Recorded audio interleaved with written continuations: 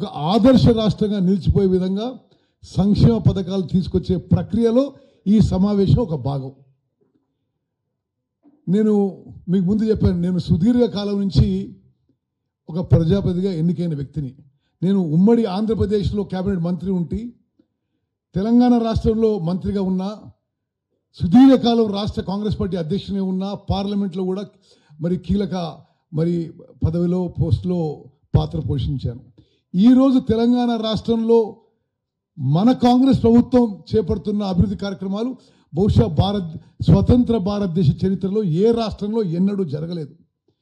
మీరు రైతు భరోసా విషయంలో చాలా స్పష్టంగా మన కేబినెట్ తీసుకున్న నిర్ణయం మేరకు రాష్ట్ర వ్యాప్తంగా వ్యవసాయానికి యోగ్యమైన భూమి మొత్తం, అంటే పంట వేసినా వెయ్యకున్నా వ్యవసాయ యోగ్యమైన భూమికి సంవత్సరానికి 12,000 రూపాయలు ఇస్తామని స్పష్టమైన ప్రకటన ఇవ్వడం జరిగింది. ఇది చాలా హర్షించదగ్గ విషయం. గత ప్రభుత్వం సంవత్సరానికి 10,000 ఇస్తుండే, 20% పెంచి మేము 12,000 ఇవ్వబోతున్నాము. అదేవిధంగా వాళ్ళేదో ఇప్పుడు నేను వాళ్ళ విమర్శలు అనాలా, వాళ్ళ మాటలు అనాలా, అసలు చాలా అర్ధరహితంగా ఉన్నాయి. కేసీఆర్ వదిలిపెట్టిపోయిన పైసలు మేము ఇచ్చినమాట. అసలు ఎవరి జేబుల నుంచి ఎవరు పైసలు ఇస్తున్నారు? ఇది రాష్ట్ర ఖజానా, ఇది ప్రజాసొమ్ము. డిసెంబర్ 7న మేము ప్రమాణ స్వీకారం చేసిన తర్వాత ఆ పంటకి మా ప్రభుత్వం 7,500 కోట్లు రైతు భరోసా ఇచ్చింది. ఆ తర్వాత మేము క్యాబినెట్ సబ్ కమిటీ వేసి అన్ని జిల్లాలు తిరిగి రైతు భరోసాకి ఒక ప్రణాళిక, ఒక ఫిలాసఫీ, ఒక పాలసీ వేయడానికి కొంత సమయం తీసుకోవడం జరిగింది. ఎందుకంటే మా ప్రభుత్వం చాలా స్పష్టంగా మేము మనవి చేస్తున్నాం. రియల్ ఎస్టేట్ వాళ్ళకి, రాళ్ళకి, రప్పలకి, వ్యవసాయం చేయలేని భూములకి, లేఅవుట్లకి, రోడ్లలో పోయిన భూములకి రైతు భరోసా ఇవ్వడం సరి అయింది కాదు అని చెప్పి మా ప్రభుత్వం నిర్ణయం.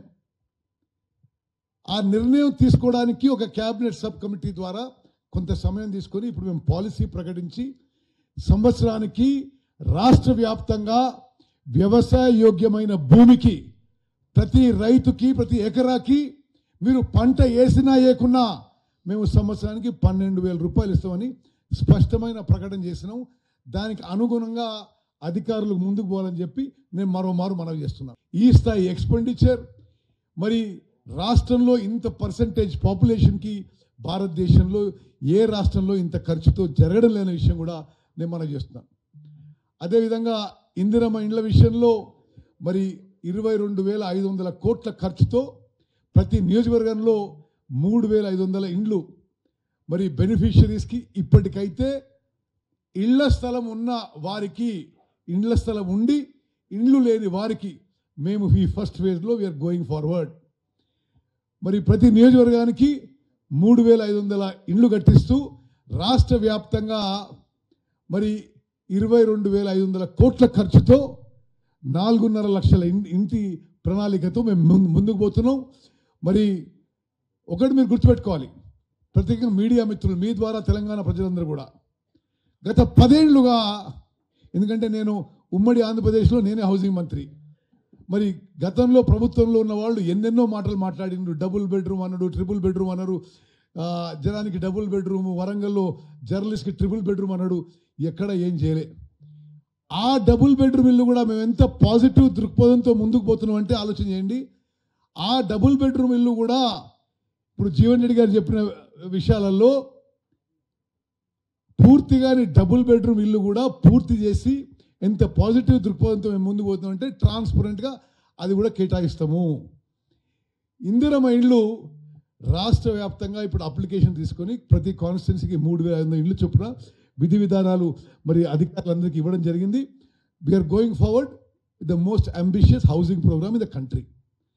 మరి అదేవిధంగా అన్ని విధాలుగా మీకు కార్యాచరణ ఇవ్వబడింది. మరి మేము 24 గంటలు అందుబాటులో ఉంటాం.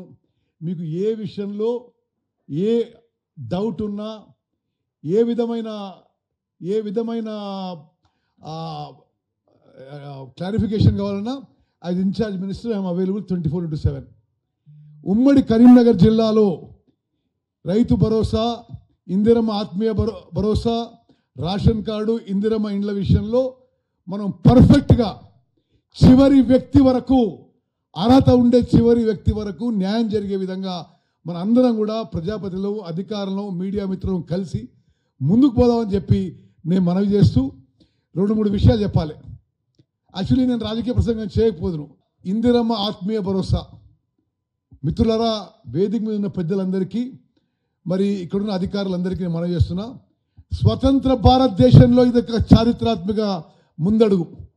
ఎక్కడ కూడా భారతదేశంలో వ్యవసాయ కూలీలకి ఈ స్థాయిలో ఇంత ఇన్నోవేటివ్గా ఆర్థిక సహాయం చేయలేదు.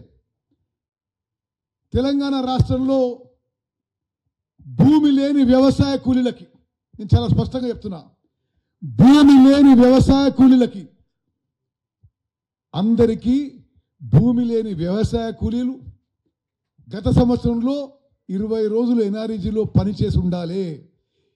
Both these conditions are inviolable. Landless labour 20 days పని చేసి ఉండాలి. ఈ 2 కండిషన్స్తో నేను మళ్ళీ అంటున్నా, స్వతంత్ర భారతదేశంలో ఏ రాష్ట్రంలో ల్యాండ్లెస్ లేబర్కి ఈ విధమైన సహాయం అందలేదు. నేటి మన కాంగ్రెస్ ప్రభుత్వం వారికి 12,000 రూపాయలు ఇవ్వబోయే నిర్ణయం జరిగింది. దాని ప్రకారం కూడా ముందుకు పోయే మరి ఆ విధి విధానాలు ఫైనలైజ్ చేయడానికి ఈరోజు మనం ఈ సమావేశం జరిగిందని చెప్పి నేను మనవి చేస్తున్నాను. అదేవిధంగా రేషన్ కార్డులు, అసలు వాళ్ళు ఏం మాట్లాడుతున్నారో మరి టీఆర్ఎస్ పార్టీ వాళ్ళు ఇక్కడ కానీ బయట కానీ నాకు అర్థమవుతుంది. నేను సివిల్ సప్లైస్ మంత్రిని. గతంలో 10 ఏళ్ల పాటు మీకు మిత్రులారా, మీడియా మిత్రులారా, దయచేసి ఈ సెన్సేషనల్ చేసే వాళ్ళకి మీరు కవరేజ్ దక్కిస్తే వాళ్ళు చేయరు. ఇది అసలు సబ్స్టెన్స్ ఉన్న విషయం మీరు రాయాలని నేను కోరుకుంటున్నా. 10 ఏళ్ల పాటు గత ప్రభుత్వం ఒక విధానపరంగా కొత్త రేషన్ కార్డులు ఇవ్వడానికి ముందుకు పోలేదు. కేవలం కొన్ని బై ఎలక్షన్స్లో కొన్ని రేషన్ కార్డులు ఇచ్చిండ్రు. మీకు సంఖ్య కూడా తెలియదు. ఈరోజు తెలంగాణ వ్యాప్తంగా 89 లక్షల రేషన్ కార్డులు ఉన్నాయి. 89.5 lakhs, సుమారు 90 లక్షల కుటుంబాలకి రేషన్ కార్డులు ఉన్నాయి. ఈ 10 ఏళ్లలో ఎంత యాడ్ అని తెలుసా? 49,000. అంటే <0.5%. 10 ఏళ్లలో. నిజంగా మరి సుదీర్ఘ రాజకీయాల్లో ఉన్న నాకు, నేను ఎక్కడ తిరిగినా నిరుపేద ప్రజలు, బీపీఎల్ కుటుంబాలు, లోవర్ మిడిల్ క్లాస్ అడిగే ఎక్కువ విషయం ఈ రేషన్ కార్డు. నేటి మన కాంగ్రెస్ ప్రభుత్వం ఒక విప్లవాత్మక నిర్ణయం తీసుకొని అర్హులైన వాళ్ళందరికీ రేషన్ కార్డ్స్ ఇవ్వబోతున్నాం అనే నిర్ణయం తీసుకొని ముందుకు పోతున్న విషయం నేను మనం చేస్తున్నాం. గత ప్రభుత్వం ఉన్న ఎలిజిబిలిటీ క్రైటీరియా కొనసాగిస్తూ ఆ ఎలిజిబిలిటీ క్రైటీరియా ప్రకారమే ఎంతమంది ఉన్నా అంతమందికి తెల్ల కార్డులు ఇచ్చే ప్రక్రియ మేము మొదలుపెట్టిన విషయం నేను మనం చేస్తున్నాను. మరి ఆ విషయంలో కూడా మీరు గుర్తుపెట్టుకోవాలి, సుమారు 20 లక్షల మంది గత ప్రభుత్వం నుంచే ఉన్న కుటుంబాల్లో అడిషనల్ ఫ్యామిలీ మెంబర్కి అప్లికేషన్స్ పెండింగ్ ఉంటే వాళ్ళు ఏం చర్యలు తీసుకోలే. మేము వాళ్ళకు కూడా మేమే ఇప్పుడు కొత్తగా రేషన్ కార్డులో కొత్తగా గతంలో ఫ్యామిలీ మెంబర్స్ యాడ్ చేయడానికి వాళ్ళ టైంలో అప్లై చేసుకునే వాళ్ళకు కూడా ఇప్పుడు మేము యాడ్ చేయిస్తున్నాం. అంటే ఉన్న రేషన్ కార్డులకి కొత్త ఫ్యామిలీ మెంబర్ యాడ్ చేయడం కానీ, అదేవిధంగా కొత్త రేషన్ కార్డులకు కానీ ప్రక్రియ మొదలుపెట్టినాం. రాష్ట్ర వ్యాప్తంగా మొదలుపెట్టినాం. యుద్ధ ప్రతిభ చేయబోతున్నాం. 26వ తారీఖు నుంచి పంపిణీ మొదలవుతుంది. అదేవిధంగా రేషన్ కార్డు విషయంలో ఇంకొక గొప్ప నిర్ణయం మా ప్రభుత్వాన్ని మేము ముందుకు పోతున్నాం. మీడియా మిత్రులకు కూడా అందరికీ తెలుసు, ఇప్పుడు గత కొంత సంవత్సరాల నుంచి రేషన్లో బియ్యము, కోర్స్ గ్రెయిన్స్, దొడ్డు బియ్యము, మరి తినడానికి సరిగ్గా లేని బియ్యం ఇవ్వడం ఒక ఆనవాయితీగా వస్తుంది.